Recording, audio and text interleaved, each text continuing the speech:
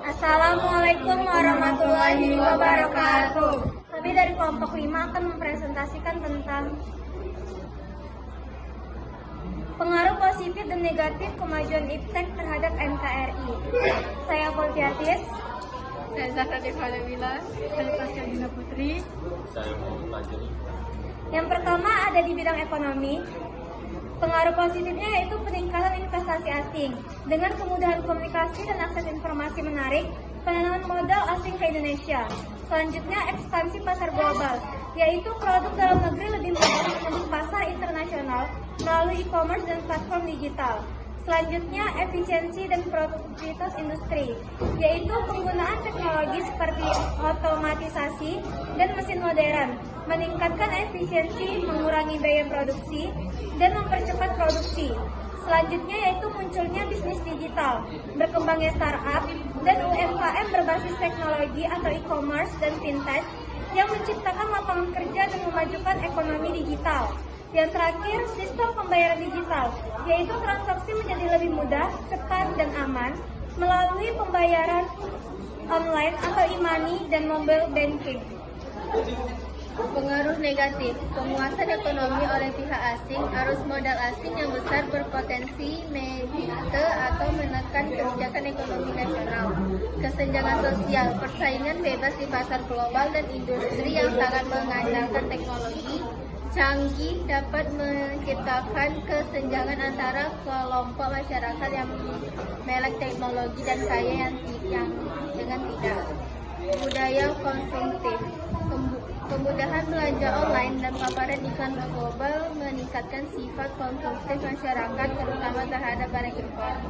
Peningkatan pengangguran kualitas rendah, otomatisasi dan digitalisasi menuntut tenaga kerja yang memiliki keterampilan dan pengetahuan yang sesuai, menyebabkan tenaga kerja yang tidak memiliki kualifikasi yang sesuai menjadi pengangguran. Ancaman keamanan siber, risiko kejahatan siber, pencurian data, penipuan online dalam transaksi digital meningkat. Terus yang kedua itu ada bidang sosial budaya. Pengaruh positifnya yaitu yang pertama ada kemudahan komunikasi dan informasi, masyarakat dapat berkomunikasi tanpa batas, jarak dan waktu atau video call dan melalui media sosial serta mengakses informasi dan seluruh dunia dengan cepat. Terus yang kedua itu ada pelestarian dan promosi budaya lokal. Iptek menyediakan platform digital untuk mempromosikan seni, musik, dan budaya lokal ke kancah nasional dan internasional. Yang ketiga ada peningkatan kualitas hidup, yaitu akses informasi kesehatan, pertanian, dan pelayanan publik lainnya melalui teknologi dapat meningkatkan kualitas hidup. Terus yang keempat itu ada peningkatan solidaritas sosial, yaitu media sosial dapat digunakan sebagai alat untuk menggalang donasi, menyebarkan informasi bantuan, dan memperkuat ikatan komunitas atau walaupun dalam bentuk virtual. Pengaruh negatif, westernisasi dan lunturnya nilai lokal, arus informasi yang tidak tersaring menyebabkan masuknya gaya hidup dan nilai-nilai barat yang tidak sesuai dengan budaya Indonesia. Misalnya gaya hidup hedonisme atau individualisme. Kesenjangan akses informasi, timbulnya gap antara masyarakat yang memiliki akses dan kemampuan memanfaatkan iptek digital dengan yang tidak, individualisme dan kudatnya gotong royong. Interaksi yang terlalu dominan secara virtual dapat mengurangi interaksi sosial tatap muka dan menghindarkan nilai-nilai tradisional seperti gotong royong. Penyebaran hoax dan ujaran kebencian, kemudahan penyebaran informasi melalui internet rentan digunakan untuk menyebarkan berita bohong, radikalisme, dan konten yang memecah belah persatuan.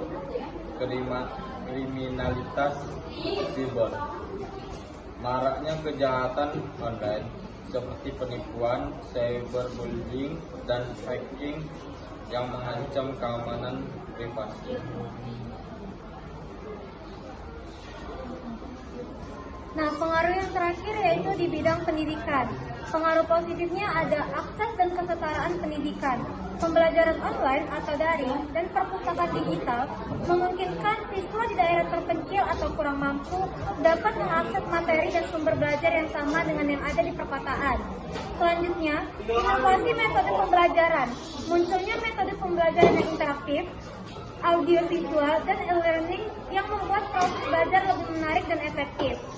Yang terakhir yaitu peningkatan kualitas SDM. Siswa dan guru dapat mengikuti pelatihan dan kursus online dari lembaga terbaik di dunia, meningkatkan keterampilan dan daya asing. Pengaruh negatif, penurunan moral dan prestasi, penyalahgunaan perangkat teknologi atau gawai untuk bermain game atau berselancar di media sosial dapat menurunkan motivasi, prestasi belajar, dan moral siswa, terutama akibat paparan konten negatif. Ketergantungan pada teknologi.